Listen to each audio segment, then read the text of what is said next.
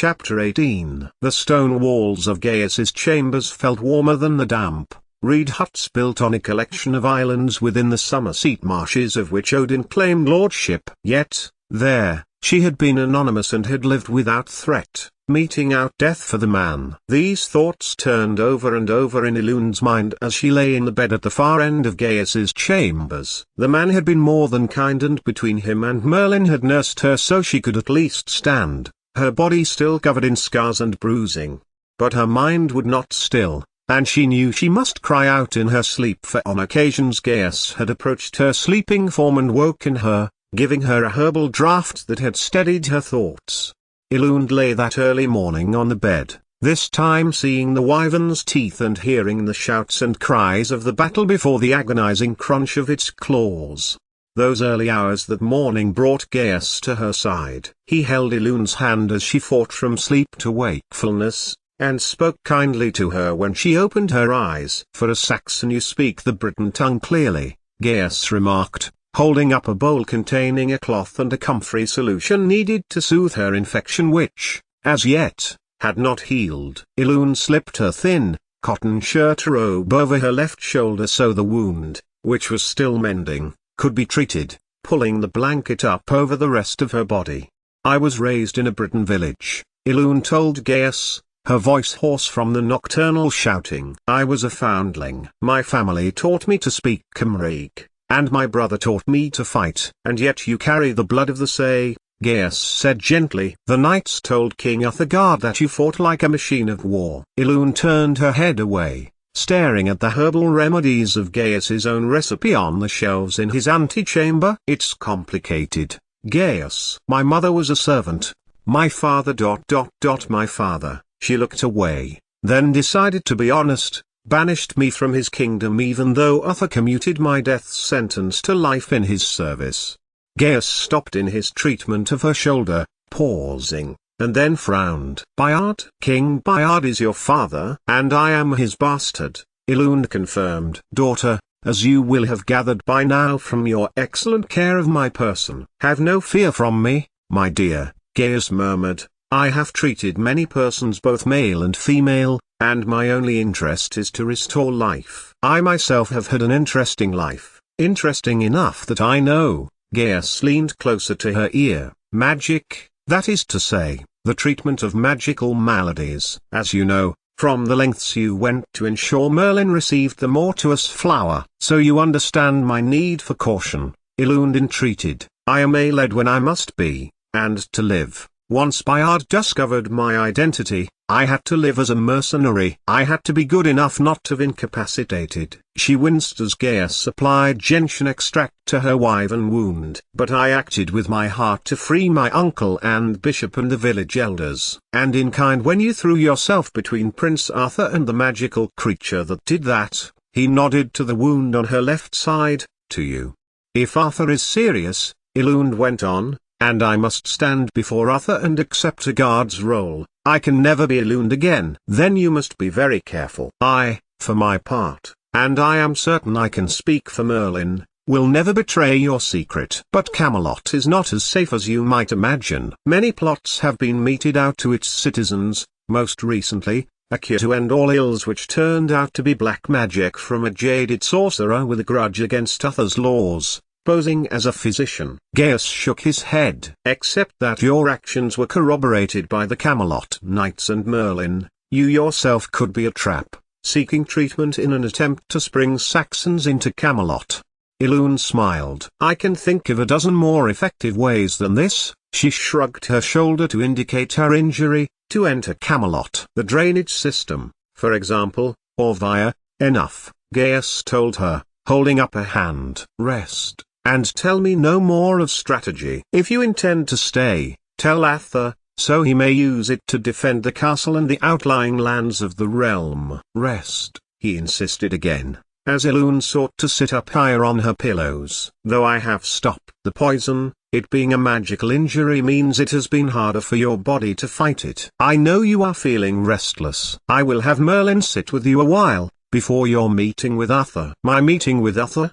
she repeated. You need to formally accept the role or you will be sent from Camelot. I will have no power to help you. Even Arthur has done all he can, at my insistence, to delay your presence in Uther's hall. I do accept, Elund reiterated. And I will stand before Uther with our help, and I may be able to delay for another day or two. Gaius leaned back and looked over her form, over the blankets. You need to be on your feet, strong enough to hock your sword. You have it. Elund breathed. Indeed, Gaius smiled. Arthur would not leave the village without it. By the way, it is a name, your village. Upper Essa, Elund told him. The Romans named it that. But we called it Gwalod. Gwalod, Gaius repeated, is a place I have heard of. And Elund's mind drifted to Matthew, leaving promptly and with little emotion and leaving with Coedenice, who had been displaced in person as well as faith, by Bishop Dewey.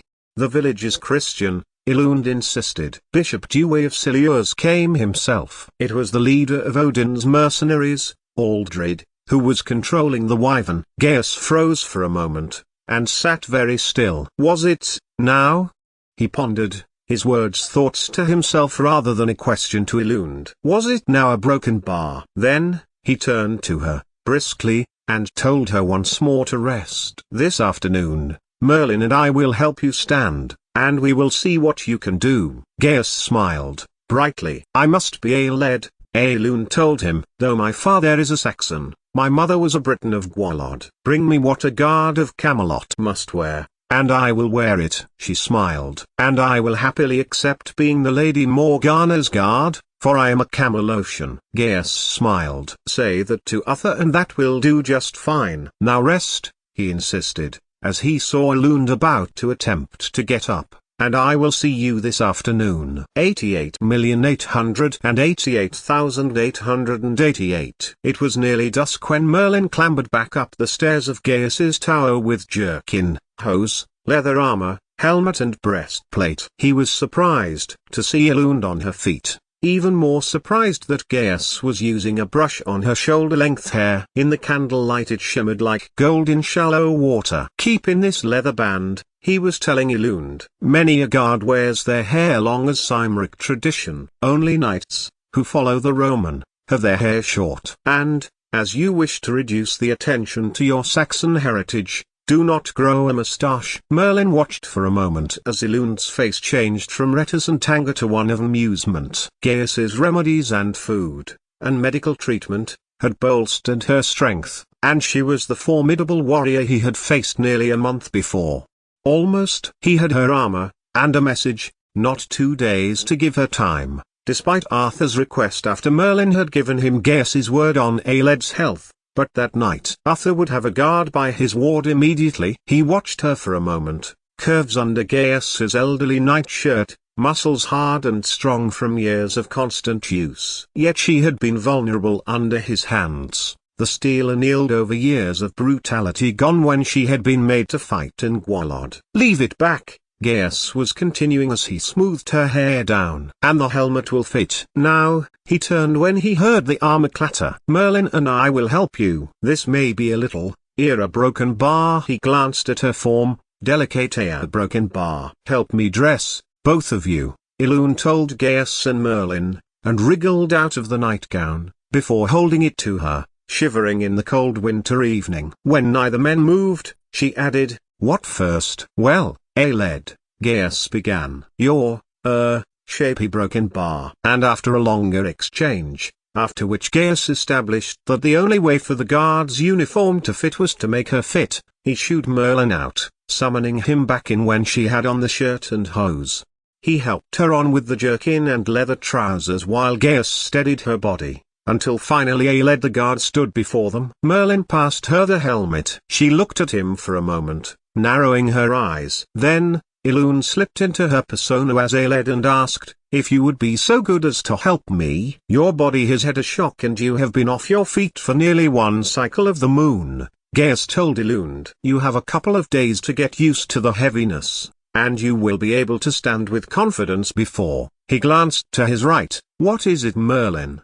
Merlin, who had become agitated, and was looking for a break in his mentor's conversation to speak, looked at Elund. No, Gaius. Uther has summoned a lead tonight. 88,888,888. Elune was getting restless as she stood on the other side of the door to the throne room. Though a fit and healthy warrior, her injury had debilitated her more than she expected and was using Gaius's arm to steady herself. It was worse when the Lady Morgana swept before them, frowning in scorn at Elune. "Some good he'll be if he needs support from an old man," she commented before striding past them. But the door opened for her, and stayed open, guards on either side of it.